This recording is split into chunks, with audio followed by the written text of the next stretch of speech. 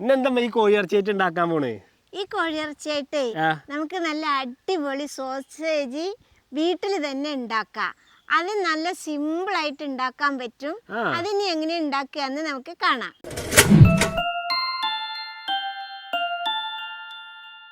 അതിന് വേണ്ടി ഞാനിതാ 250 ഗ്രാം കോഴിയിറച്ചി എല്ലില്ലാതെ കഴുകി വൃത്തിയാക്കി വെച്ചിട്ടുണ്ട്. ഈ കോഴിയിറച്ചിനെ നമുക്കൊരു ജാറിലേക്ക് ഇട്ട് കൊടുക്കാം. അതിൻ്റെ കൂടെ 1 ടീസ്പൂൺ ഇഞ്ചി വെളുത്തുള്ളി ചതച്ചതിട്ട് കൊടുക്കാം. 1/2 ടീസ്പൂൺ ചില്ലി പ്ലസ് ഇട്ട് കൊടുക്കാം, വറ്റൽ മുളക് പൊടിച്ചത്. 1 ടീസ്പൂൺ സോയാ സോസ്, 1/2 ടീസ്പൂൺ കുരുമുളക് പൊടി, പാകത്തിനുള്ള ഉപ്പിട്ട് കൊടുക്കുക. ഇതിൻ്റെ കൂടെ തന്നെ 1/2 ടേബിൾ സ്പൂൺ കോൺഫ്ലവർ പൊടി ഇട്ട് കൊടുക്കുക. 1/2 ടേബിൾ സ്പൂൺ മൈദപ്പൊടിയും കൂടി ഇട്ട് കൊടുക്കുക. ഇനി നമുക്ക് 1/2 ടേബിൾ സ്പൂൺ ഓയിലും കൂടി ഒഴിച്ചു കൊടുക്കുക. മക്കളെ, ഇതിൽ ഒഴിച്ചു കൊടുക്കേണ്ടത് ഒലിവ് ഓയിലാണ്. ഇനിയിപ്പോൾ ഒലിവ് ഓയിൽ ഇല്ലെങ്കിൽ സൺഫ്ലവർ ഓയിൽ ഒഴിച്ചു കൊടുത്താൽ മതി കേട്ടോ. ഇനി നമുക്കിതിനെ നന്നായിട്ടൊന്ന് അരച്ച് കൊണ്ടുവരാം. ഇത് കണ്ടില്ലേ മക്കളെ, ഇതേപോലെ നന്നായിട്ട് അരച്ചെടുത്തിട്ടുണ്ട് കേട്ടോ. ഇനി നമുക്ക് ഈ അരച്ചു കൊണ്ടുവന്ന ഇറച്ചീനെ ഒന്ന് കുഴച്ചെടുക്കണം. അതിന് വേണ്ടി ഞാൻ കയ്യിൽ ഇച്ചിരി ഓയിൽ പുരട്ടുകയാണ്. അതെന്താണെന്ന് ചോദിച്ചാൽ അല്ലെങ്കിൽ കയ്യിലൊക്കെ ഒട്ടിപ്പിടിക്കുള്ളൂ കുഴയ്ക്കുമ്പോൾ. ഇപ്പോൾ ഒട്ടണില്ല, കണ്ടില്ലേ? ഇങ്ങനെ നന്നായിട്ടൊന്ന് കുഴച്ചെടുക്കുക. മക്കളെ, ഇതാ കുഴച്ച് നമ്മൾ ഇതേപോലെ ഒന്ന് ഉരുട്ടിയെടുത്തിട്ടുണ്ട് കേട്ടോ. ഇനി നമുക്ക് ഈ കയ്യിൽ 2 കയ്യിൽ വെച്ചിരിച്ച എണ്ണ പുരട്ടി കൊടുക്കാം.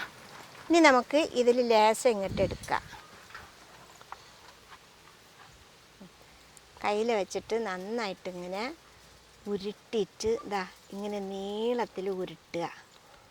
ഇത് കണ്ടില്ലേ മക്കളെ, സോസേജ് പോലെ നീളത്തിൽ ഉരുട്ടിയെടുത്തിട്ടുണ്ട്, കണ്ടില്ലേ?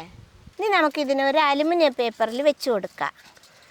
ഇങ്ങനെ നീളത്തിൽ വെച്ച് കൊടുത്തിട്ട് ഇതാ ഇങ്ങനെ ചുരുട്ടിയെടുക്കണം. നമ്മൾ മിഠായിയൊക്കെ പൊതിയുമല്ലോ, അതേപോലെ ഒന്ന് മുറുക്കി ഇതായിക്കോട്ടെ കേട്ടോ. ഒരേപോലെ അങ്ങനെ ചുറ്റിയെടുക്കുക. എന്നിട്ടിതാ നമ്മൾ മിഠായി ഇതാക്കുമല്ലോ, അതേപോലെ ഇതാ ഇങ്ങനെ ആക്കുക. ഈ വശത്ത് അതേപോലെ ആക്കുക.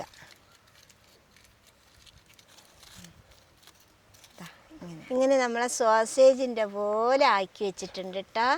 ഇത് കണ്ടില്ലേ മക്കളെ, എല്ലാ ഇറച്ചിയും സോസേജ് പോലെ മടക്കി എടുത്തിട്ടുണ്ട്, കണ്ടില്ലേ? ഇതിനി ഇവിടെ ഇരിക്കട്ടെ മക്കളെ. ഇത് നമുക്കിനി വേവിക്കാൻ വേണ്ടിയിട്ട് കുറച്ച് വെള്ളം നമുക്ക് തിളപ്പിച്ചെടുക്കാം. നമ്മുടെ വെള്ളം നന്നായിട്ട് തിളച്ച് മറിഞ്ഞ് വരട്ടെ മക്കളെ. ഇത് കണ്ട, നമ്മുടെ വെള്ളം നന്നായിട്ട് വെട്ടി തിളച്ച് വന്നിട്ടുണ്ട്. ഇനി നമുക്ക് നമ്മുടെ ഉരുട്ടിയെടുത്തത് ഇതിലേക്ക് ഓരോന്നായിട്ടിട്ട് കൊടുക്കാം.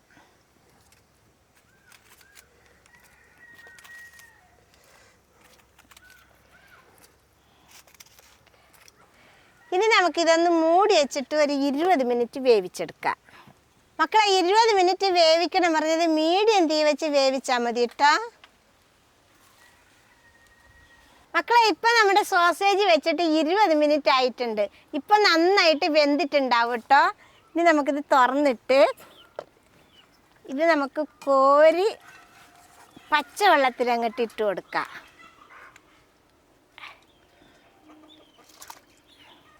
ഇനി വെള്ളത്തിൽ കിടന്ന് ചൂടൊക്കെ ഒന്ന് ആറി വരട്ടെ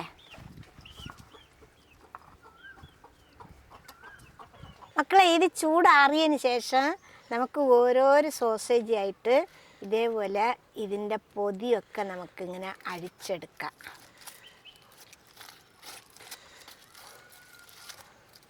കണ്ടില്ലേ സോസേജ്? ഇതാണ് സോസേജ്. അടിപൊളിയായിട്ടുണ്ടല്ലോ. എല്ലാം അതേപോലെ ഊരിയെടുക്കാം.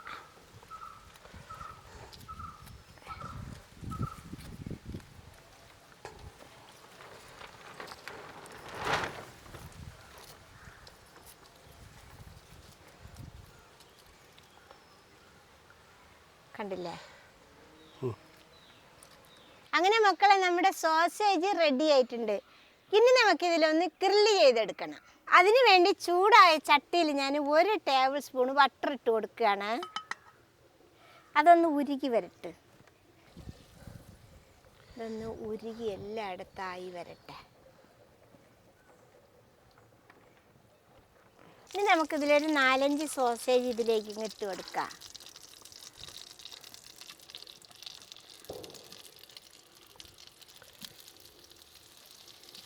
മക്കളെ ബാക്കിയുള്ളത് കൊണ്ട് ഫ്രിഡ്ജിൽ വെക്കുക. നമുക്ക് ആവശ്യമുള്ളപ്പോൾ എടുത്ത് ഓരോന്നായിട്ട് എടുത്ത് ഗ്രില്ല് ചെയ്തെടുത്താൽ മതി. ചൂടാവ് ഇങ്ങനെ ആക്കി പുറം ഭാഗമൊക്കെ ഒരു ഗോൾഡൻ കളറാക്കി നമുക്ക് എടുക്കണം. വേഗം ഗോൾഡൻ കളറായി വരും കേട്ടോ. ചെറിയ തീയിൽ വേണം, മീഡിയം തീയിൽ വേണം വെക്കാൻ. ഇത് കണ്ടില്ലേ മക്കളെ, നമ്മുടെ സോസേജ് നല്ല ഗോൾഡൻ കളറായി വന്നിട്ടുണ്ട്. ഇനി നമുക്കിത് കോരിയെടുക്കാം.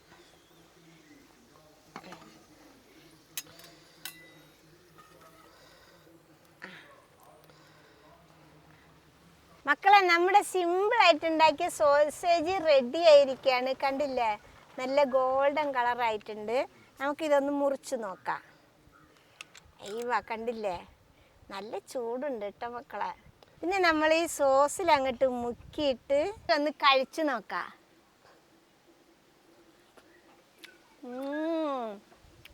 മക്കളെ, നല്ല അടിപൊളി കേട്ടോ. തന്നെ ഞാനൊന്ന് കഴിച്ചോക്കട്ടെ.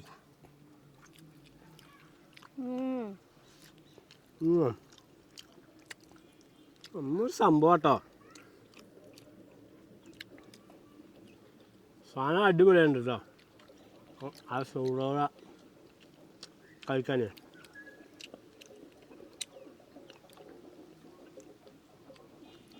ഇത് മക്കളെ ചൂടാറിയിട്ട് കഴിക്കണം. ഇവിടെ ചെറിയ ചൂടോടെ കഴിക്കുന്നതാണ് ഭയങ്കര ടേസ്റ്റ് കേട്ടോ. അപ്പോൾ ഇത് എല്ലാവരും ഉണ്ടാക്കി നോക്കണം ഒരു പ്രാവശ്യമെങ്കിലും. നമ്മുടെ വീട്ടിലും സിമ്പിളായിട്ട് ഉണ്ടാക്കാൻ പറ്റുമെന്ന് ഇപ്പോൾ മനസ്സിലായില്ലേ? ഇതേപോലെ ഉണ്ടാക്കി നോക്കുക. ഇഷ്ടപ്പെട്ട സബ്സ്ക്രൈബ് ചെയ്യുക, ലൈക്ക് ചെയ്യുക, കമൻറ്റ് ചെയ്യുക, ഷെയർ ചെയ്യുക. മക്കളെ ഫോളോ ചെയ്യാനും കൂടി മറക്കരുതേ.